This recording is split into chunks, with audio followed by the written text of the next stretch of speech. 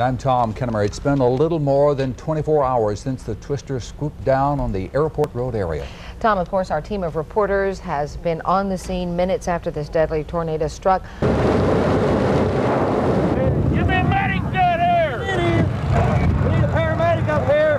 Paramedic! Over there! Hey, still alive! Huh? Still alive! Still alive!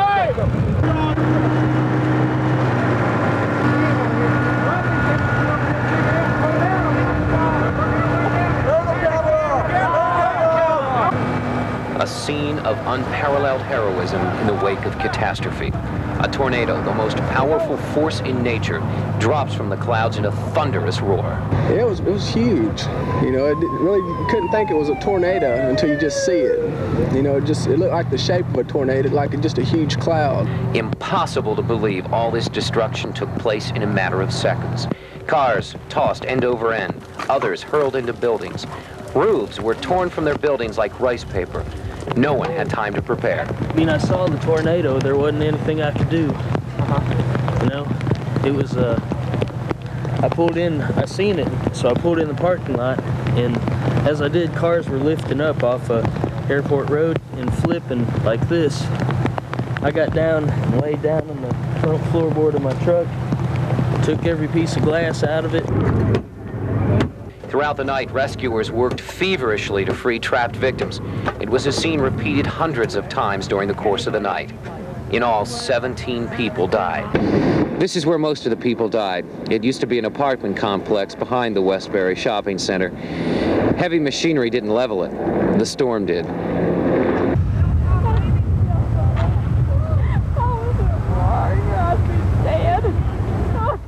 The twister flattened the complex. Today, people who lived here came back to salvage what they could. For every death, though, there was a miracle. 69-year-old Robert Martin was about to sit down to dinner when the tornado hit. The next thing I knew, I heard a noise, and here come the wall at me. My God. So I tried to get in the closet. I didn't make it, and then all the stuff was swirling around and everything. It looked like the stuff was weightless. It was just swirling, concrete blocks, bricks, everything. And then it got quiet, and I looked up and I was outside. Of course, I hadn't moved, but the building moved.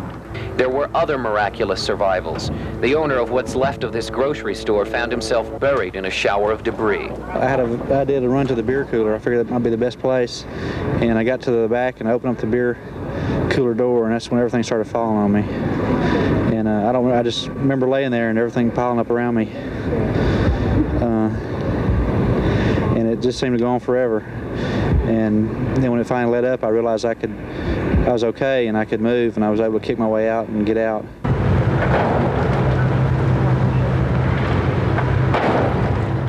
Today, the roar of a tornado is replaced with the sound of heavy machinery as workers bring down what the storm didn't.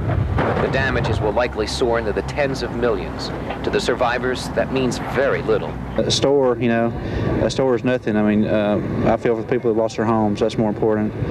All this stuff can be replaced. I'm thinking about the people who've lost their lives and their homes. That's the main thing.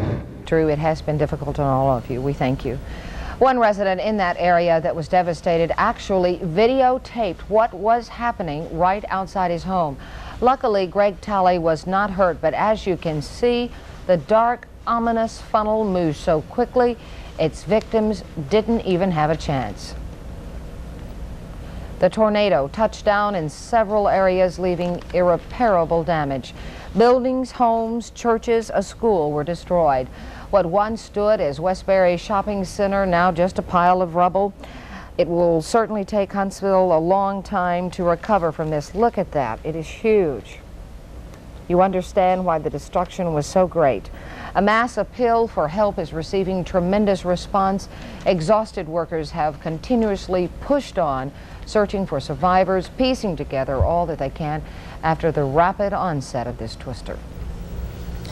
The death toll has not risen since mid-morning. No more bodies discovered. The death toll stands at 17. Here's the latest list released by the Huntsville Police Department.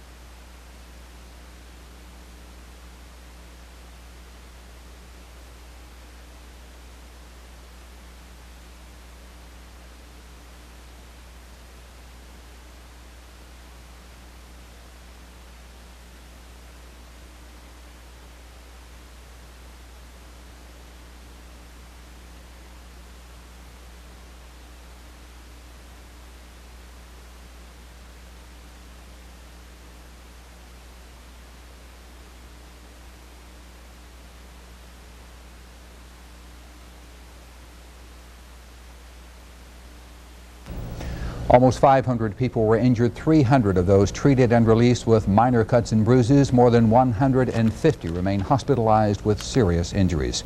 We have just received the latest information from the Federal Emergency Management Agency on damage to the tornado-stricken area. Danny Cooper with the local EMA office made this statement late this afternoon after surveying the damage in a National Guard helicopter. I was notified today that they have an emergency relief fund and that they would like to make a $25,000 donation to the City of Huntsville Tornado Relief Fund. So hopefully this is a start, and I hope there'll be other corporations that will come forward and give money and provide relief to the children from the City of Huntsville.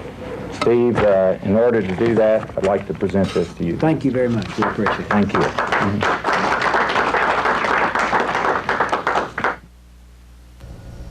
Cooper says it's estimated there are $1.9 million in public utility losses, and damage involving other city-owned equipment stands at about $1.2 billion. Governor Guy Hunt has asked President George Bush to declare a disaster in our state following last night's destruction. Hunt says early damage estimates appear to exceed $100 million. Last night, Hunt was at Emergency Management Headquarters in Montgomery after the assault of storms here. He called out the National Guard to assist in search and rescue efforts. The governor will fly in tomorrow morning around 7 a.m. and hold a press conference around 9 o'clock. He will be surveying the damage firsthand. He will meet with Mayor Hettinger to determine what further assistance may be needed. Well, children who have been injured or displaced in this tragedy are receiving some help from Ronald McDonald Children's Charities. Late this afternoon, Jack Johnson, owner of several local McDonald restaurants, presented Mayor Steve Hettinger with a check for $25,000.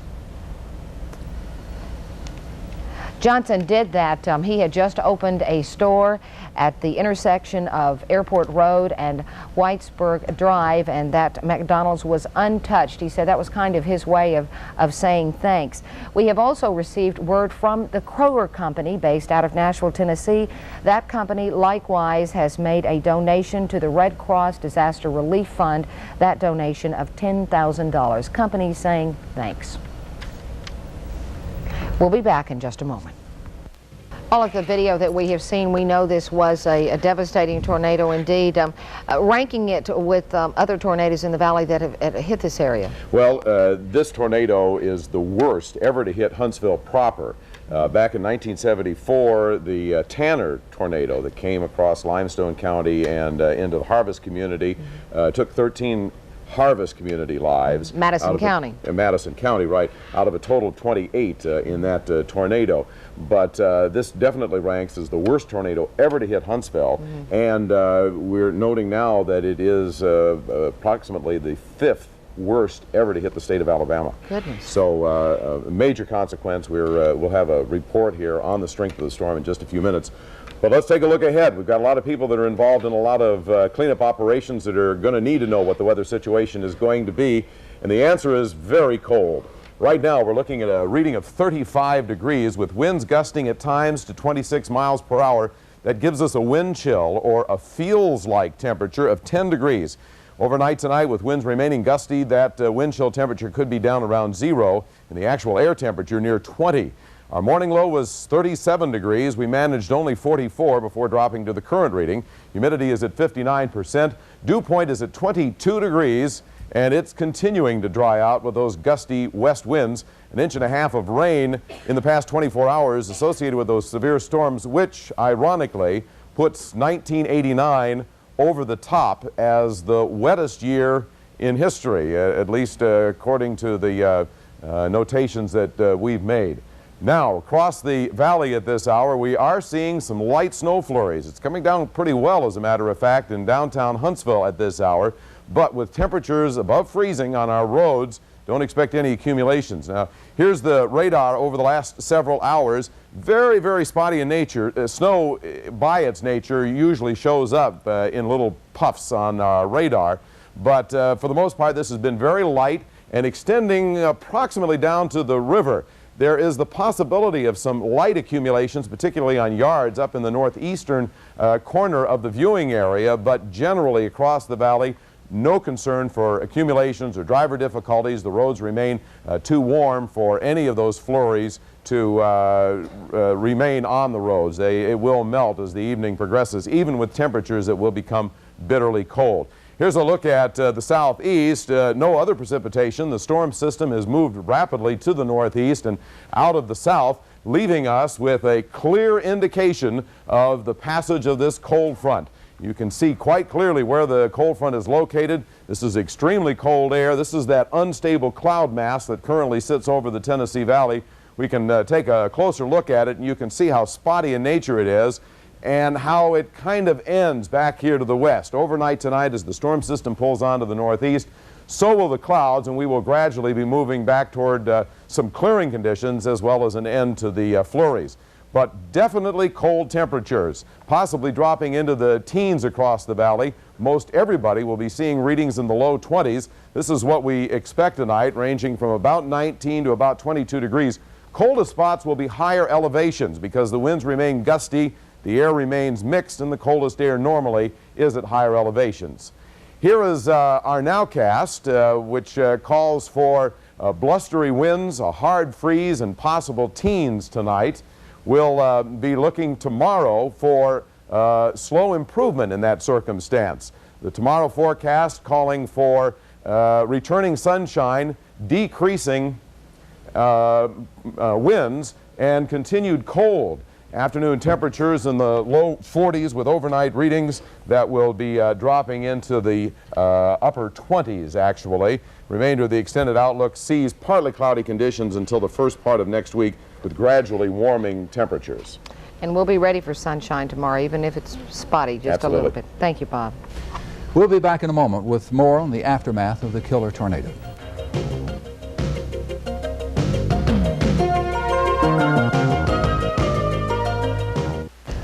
Adults are horrified by the destruction they witnessed. Imagine seeing the same roaring wind and flying glass through the eyes of a child. News 48's Phil Smith joins us after spending last night and then today at the wreckage of Jones Valley Elementary School. Well, you know, Tom and Missy, 450 elementary school students left that school late yesterday afternoon, but 37 stayed behind for what they call after-school daycare. We've tried to capture for you what they saw, felt, and heard when the tornado hit the school like 1,000 bowling balls. Summer Robbins had a hard time concentrating on homework. Out the second-story window, she saw black clouds. Then her daycare teacher walked in. And she came to our room, and we were doing homework at that time, and she said, "Everybody get your books and go to the stairwell." Tori Ann Owens was one of 5 teachers' aides working late in the afternoon. We were at the bottom of the stairs in the center of the school, and I had my kids up against the wall, and I told them if the lights went out again to hold on to each other's hands and get up against the wall. And the lights started flickering. They just went off, and a lot of the kindergartners and first graders started screaming. And the teachers told them not to scream. And the lights came back on, and then all of a sudden the lights went back off, and the ceiling started cracking, and everything was flying around. And a lot of kids the wind was so fierce it just pulled them away. Then someone started screaming, the glass is shattering.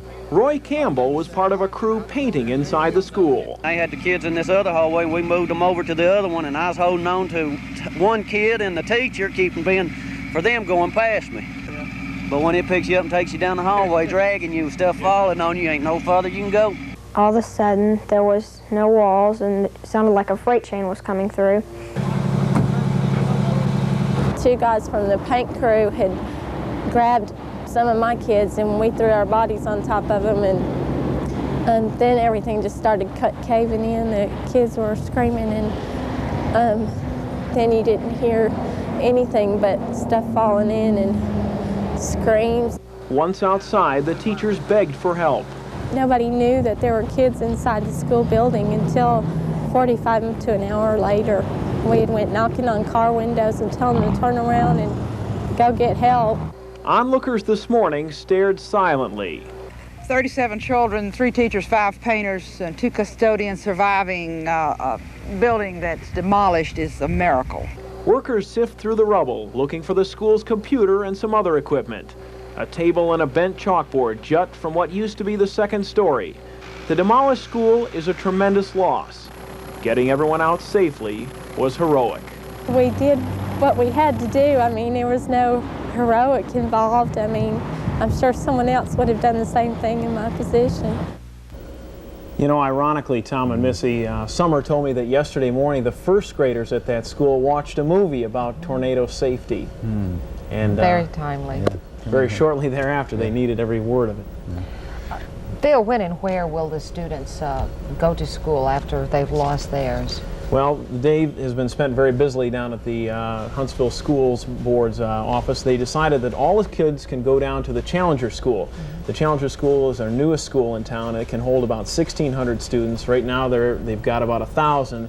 So with the 550 or so that come over from Jones Valley, they should be okay. And the teachers were over there today from Jones Valley getting acquainted with what rooms they'll be in over at the Challenger School. So Monday morning, the children from Jones Valley will be going to Challenger School, a brand new school, and hopefully a brand new start from this disaster. It happened so quickly, and they reacted correctly. They really did. They moved to the right places, and after the tornado passed over, although there were a lot of people crying and that, they moved out and they made sure that everybody was out of the school, and it was a miracle. Yeah, it sure was. Don't you know that the parents were so thankful when they went to school to pick up their children and they were safe. Yeah.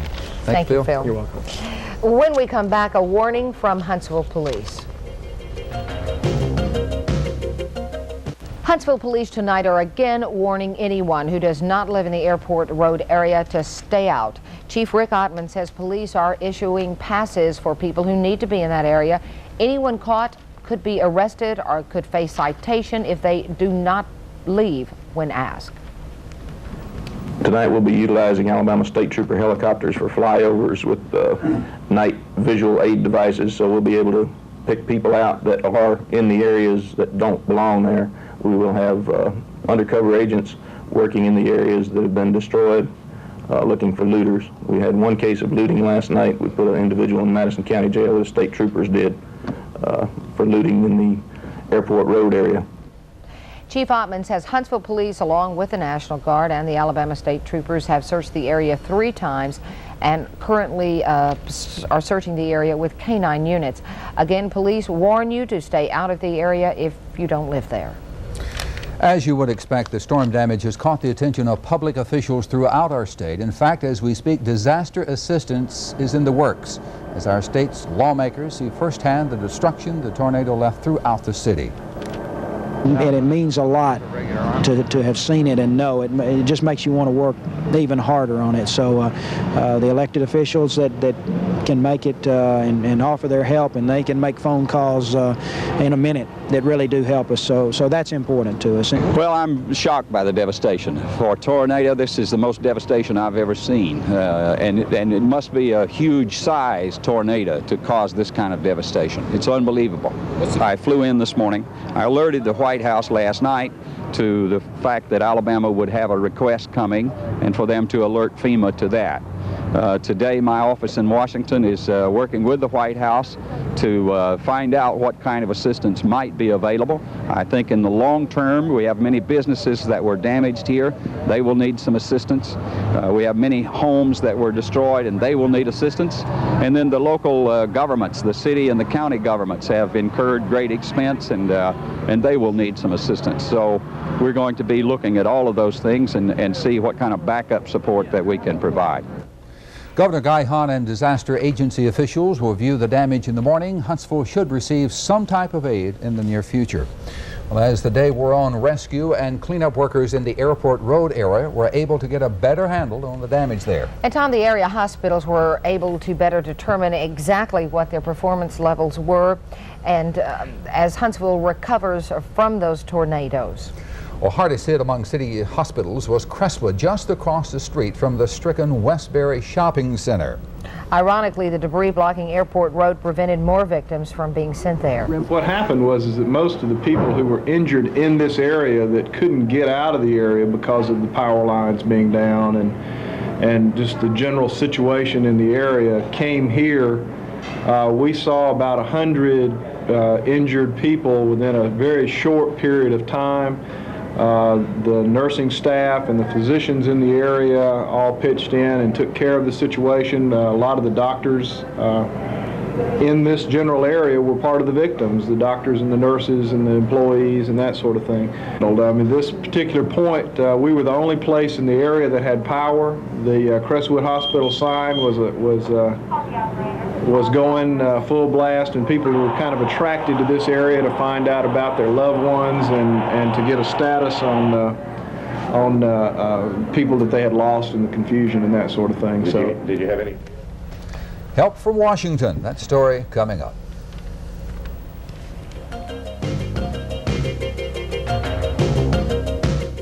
Not only has Governor Guy Hunt requested President Bush declare Huntsville as a national disaster area, Senator Howell Heflin and his staff have been working around the clock to do the same.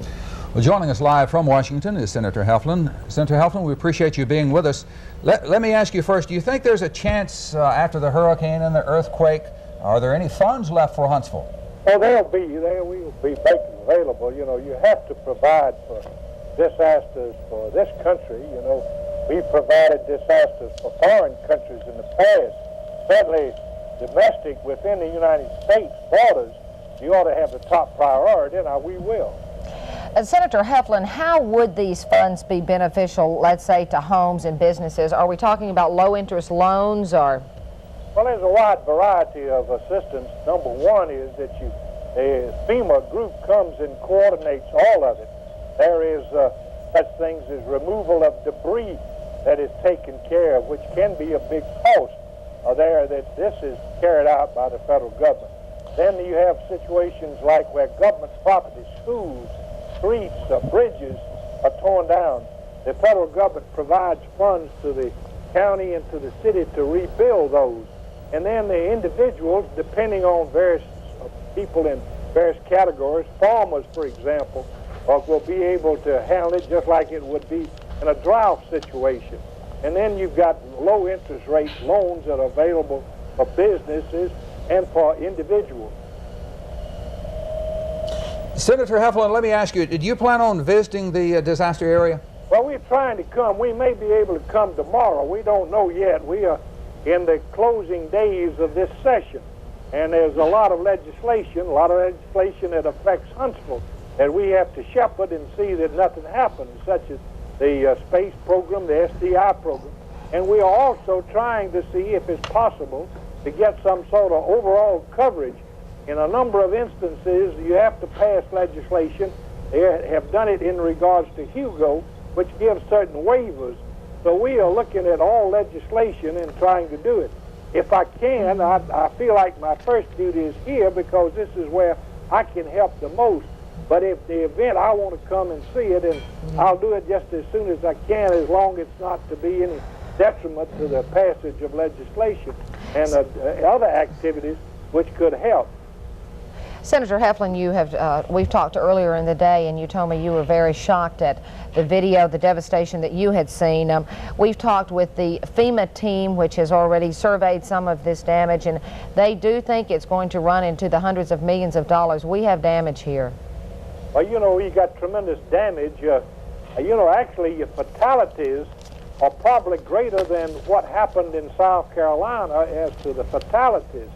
Probably not as much in regards to property damage, but there is tremendous devastation that has taken place in North Alabama, and we want to do everything we possibly can to try to reduce the suffering that the humankind is experiencing there. Senator Heflin, we appreciate very much you being with us. Thank you. Thank you. The Huntsville-Madison County Bar Association has set up a man post to help anyone needing legal assistance. Attorneys are available on a walk-in basis for as long as there's a need. Attorneys will be at the First American Center that's located at the intersection of Governor's Drive and the Parkway. And representatives of the local Bar Association will be on hand to answer any of your legal questions arising from the tornado aftermath. And we'll be back in just a moment. Yesterday's storm passed through the Shoals before it hit Huntsville. However, it didn't pack near the punch. Shoals EMA officials say about 10 homes along with several trailers were destroyed in North Lauderdale County. Overall, the damage was minor compared to Huntsville. Officials say a funnel cloud was sighted in the Shoals. but luckily never touched down. The Better Business Bureau tonight is issuing a reminder to anyone suffering property damage as the result of yesterday's storms. They're urging you to check the reliability of anyone you may contact to repair the damage. Consumers may find businesses increasing their cost, taking advantage of the situation. This is illegal. Reports are already coming into the Better Business Bureau saying prices are increasing on emergency supplies like firewood and fuel heaters. If you suspect any business or price gouging, do not hesitate to report them to the Better Business Bureau so that they can pass along that to other Huntsvillians.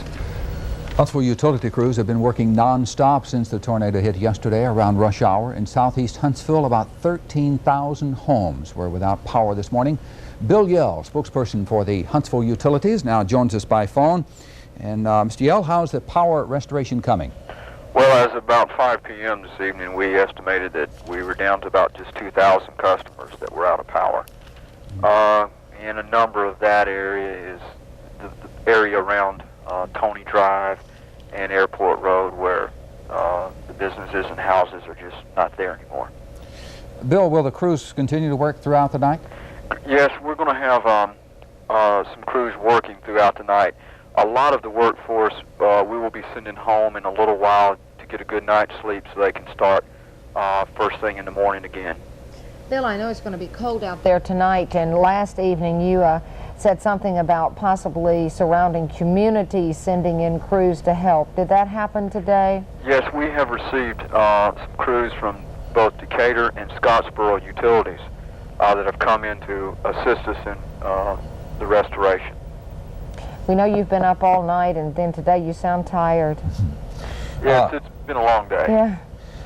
Bill, let me ask you, we understand that one of the difficulties in restoring some of the power has to do with some of TVA's equipment. Could you tell us about that?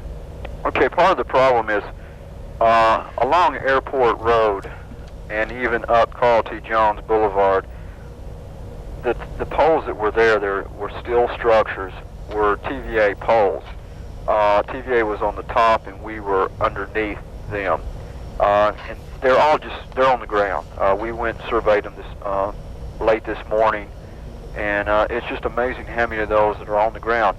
And what we're going to have to do is, TVA's looking at it, we're looking at it, they're just going to have to rebuild that system through there. And it, of course, poses a problem because there's not a whole lot of room to put poles in. Bill, thank you very much for being with us. We appreciate it. Okay, there's one thing we'd like to mention if we can. Certainly. Is that with the cold temperatures, we're requesting people to try to conserve as much as they can because our load capacity has been reduced because of the lack of the feeds through the city. Bill, thank you. Okay. Appreciate it very much. We couldn't do without our volunteers. We'll have that story coming up.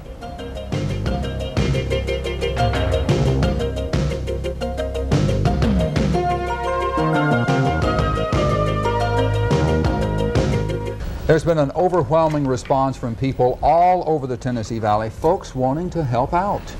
News 48's Jeanette Smith joins us. You've seen that relief effort firsthand. Yes, I have. It was, I can't describe it, I guess touching to see everybody pulling together and working through the massive debris and damage.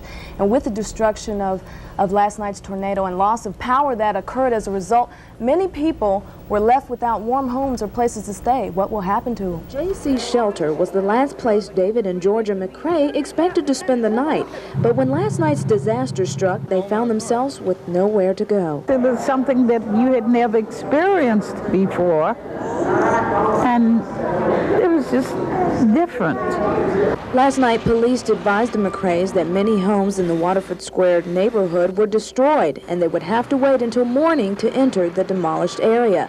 It was noon today before they found out if they still had a home. I can't expect to see anything pleasant at all. We didn't know anything, and nobody else knew anything. It was strange. The McCraes are lucky. Their home and possessions are intact.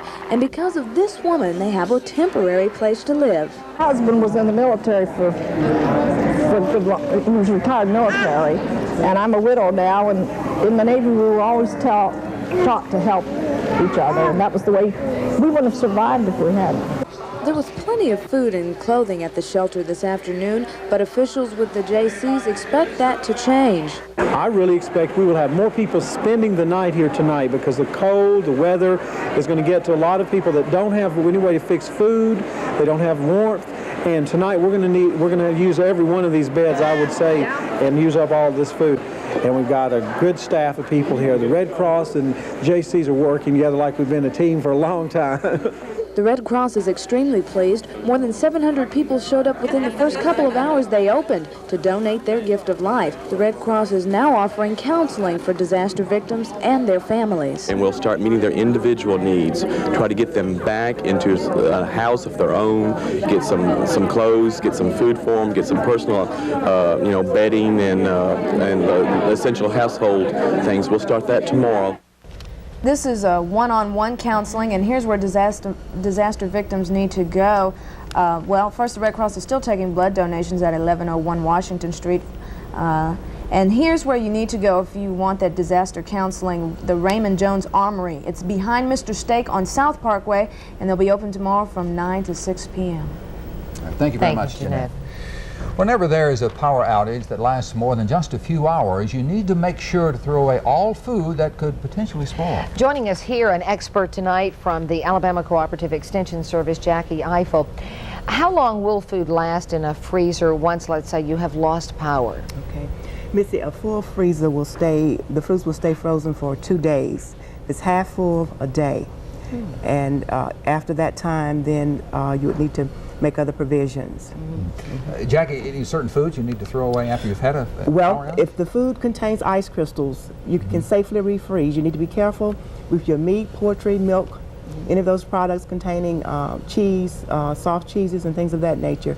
But if it still contains ice crystals, it can be refrozen. Even if it's sort of sloshy, you know how things It are? has to be refrigerated temperature, cold to the touch. All right. So be very careful. Be very careful.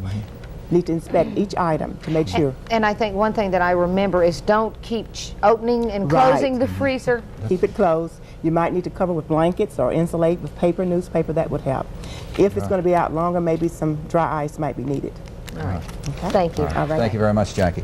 We'll be back in just a moment with some of the damage reports. Millions of dollars in insurance claims are pouring in across Huntsville today. Claims adjusters say $6 million is a very conservative estimate at this point.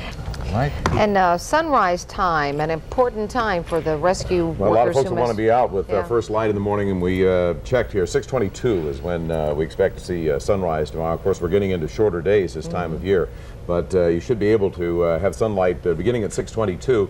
And indeed, the cloud cover that's kind of moved in early this afternoon should be diminishing. We should see quite a bit of sunshine come tomorrow. Now, here's how things look across the entire United States. Well, no, let's take a look a little bit closer to home. Radar at this hour indicates very light sprinkles, and many of those are snow showers, particularly to the northeast. Madison County, Jackson, and DeKalb County, and those showers, snow showers for the most part, continue to streak into the northeast and away from the Tennessee Valley. This is how things look on the big picture. The storm system that was over us yesterday has moved very rapidly up along the east coast this afternoon. There were record high temperatures in advance. Does that not sound familiar? And then significant thunderstorm activity up along the east coast. Meanwhile, in colder air back to the southwest, and you can see how massive this flow of Arctic air is. It's encompassing almost the entire country. Blizzard conditions, or at least near blizzard conditions, across the western portions of the Great Lakes. Parts of the Upper Peninsula of Michigan have seen 12 inches of snowfall and have drifts of 2 feet or more. Blustery winds on the order of 50 and 60 miles an hour coming off of the Great Lakes. And a lot of that air is being channeled southward. There is some residual moisture about that will be streaking to the northeast overnight tonight. The coldest of the air will be drifting in over about the next 24 to 36 hours. And tomorrow morning when you get up, temperatures will be near 20 degrees. There's a hard freeze expected this evening. Those winds will still be on the order of 10 to 15 miles per hour, which would give us a wind chill, how it feels to you, of about 0. Slow improvement come tomorrow as the coldest of the air gradually drifts on to the northeast, but also we get to see a little bit more in the way of sunshine. Now, our morning lows this morning were in the upper 30s, but overnight tonight, those temperatures will be about 20 degrees cooler. And that means low 20s and even some teens for the valley. The areas that will be the coldest will be higher elevations where the winds will also be operative. And tomorrow night is when the lower elevations, the valley locations, will see the coldest temperatures as the coldest air sinks. But with a good mixing of the air, strong blustery winds this evening, the coldest of the air will be at higher elevations. The map for tomorrow shows the storm system moving well onto the northeast, residual cloud cover pulling with it. The high, the center of the cold air, continuing to move toward the Tennessee Valley. Temperatures will not be warming until the latter part of the weekend. Here's a forecast. Calls for increasing sun, diminishing winds, and continued cold after a morning low of 20 and afternoon high of 43 degrees. The remainder of the extended outlook for partly cloudy skies, gradual warming as we head through the end of the weekend. Again, a cold night ahead. Yes, sir. But that Category 4 tornado is behind us at least. All right. Thank you very much, Bob. We'll have more on the tornado aftermath in just a moment.